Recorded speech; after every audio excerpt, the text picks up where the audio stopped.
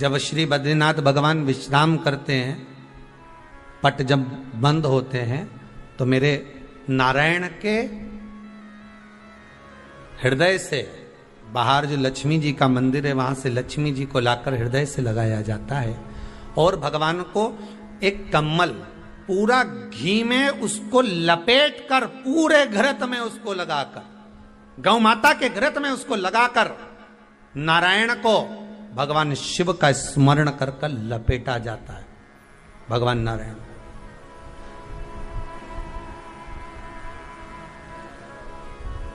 बद्रीनाथ बाबा के मंदिर में दिया घी से भर दिया जाता है, ताले लगा दिए जाते हैं, सब नीचे आ जाते हैं। जब अक्षय तृतीया के समय पर पट खोलते हैं, बाबा का कम्मल घृत से जुड़ा हुआ वैसा कि वैसे ही घृत भरा हुआ, घृत में स्थिरता है, घर में घृत के अंदर लक्ष्मी का भाव आ जाता है। हमारे यहाँ हिंदू धर्म में बहुत सुंदर बात कही जाती थी पहले, आजकल जमाने में कहते कि नहीं कहते मालूम नहीं, पर मारवाड़ के अंदर एक रीति थी, घर के अंदर रसोई घर में एक इतनी बड़ी कुल्हड़ होती थी जिसमें घी भरा होता था, छोटी सी चम्मच होती थी, उसमें पूरे घर का घी खाली हो जाए और उस कुल्हड़ का घी खाली नहीं होना चाहिए। नानी भाई का मायरा सुना है आप लोगों ने?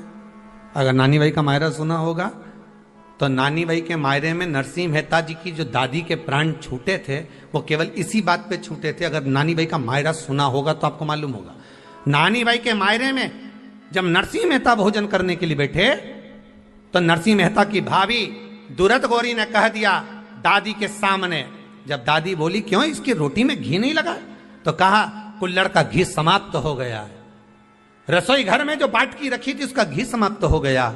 जय कुंवर भाई को चिंता लग गई, आंखों से अश्रु बहने लगे और जय कुंवर भाई नरसिंह मेहता की दादी प्राणों को छोड़ दी कि मेरे रसोई घर का घी समाप्त हो गया, मतलब ये घर अब बर्बाद होने में देरी नहीं लगेगी।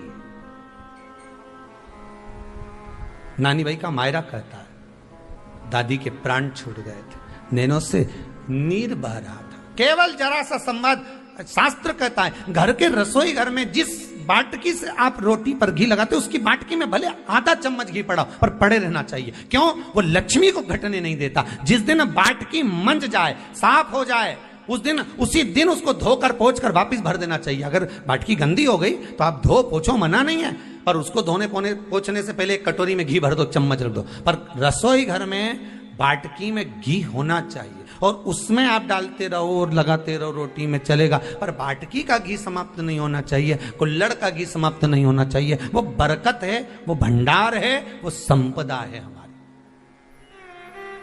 घृत वैभव देता है, घृत वैभव प्रदान कर,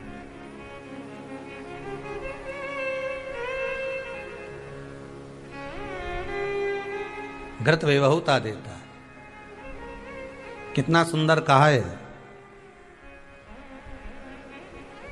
शंकर भगवान के शिवलिंग पर घृत चढ़ाने के बाद आपने दही चढ़ाया शिव जी को, ठीक है, आपने दूध चढ़ाया, जल चढ़ाया, दही चढ़ाया, शहद चढ़ाया, शक्कर चढ़ाई, मिष्ठान चढ़ाया, जो भी आप शिव जी को चढ़ा रहे हो उसमें से केवल एक पदार्थ, एक वस्तु, घी, शंकर के शिवलिंग पर चढ़ाने के बाद में उसी शिवलिंग का घृत, जहां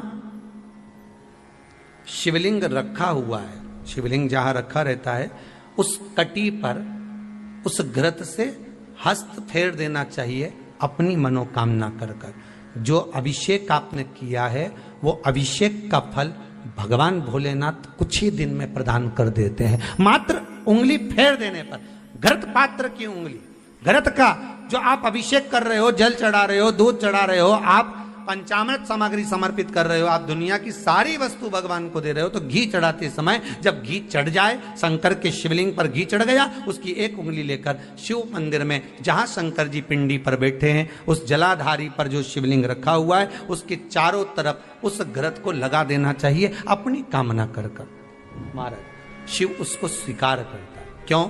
शंकर और पार्वती के मिलन स्थल, माता पार्वती की गोद में भगवान शंकर का जो शिवलिंग स्वरूप विराजमान है, हस्त कमल के अंतर्गत जो भगवान विराजमान है, उसका फल चोगना मिल जाए।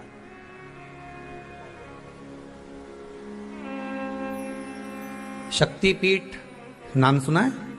अरे बोलो तो, जितने लोग कथा सुन रहे, शक्तिपीठ नाम सुना है? शक्तिपीठ का मतलब क्या होता है? जहां पर माता सती के अंग के टुकड़े होकर गिर पड़े, वो शक्तिपीठ के रूप में निर्मित हो गए। तो जितनी भी शक्तिपीठ होती है, उन शक्तिपीठ में आप लड्डू चढ़ाएं, पेड़ा चढ़ाएं, वस्त्र चढ़ाएं, आभूषण चढ़ाएं, सोना चढ़ाएं, चांदी चढ़ाएं, मुद्रा चढ़ाएं, आपकी मर्जी पड़े करोड़ों रुपए चढ़ाएं,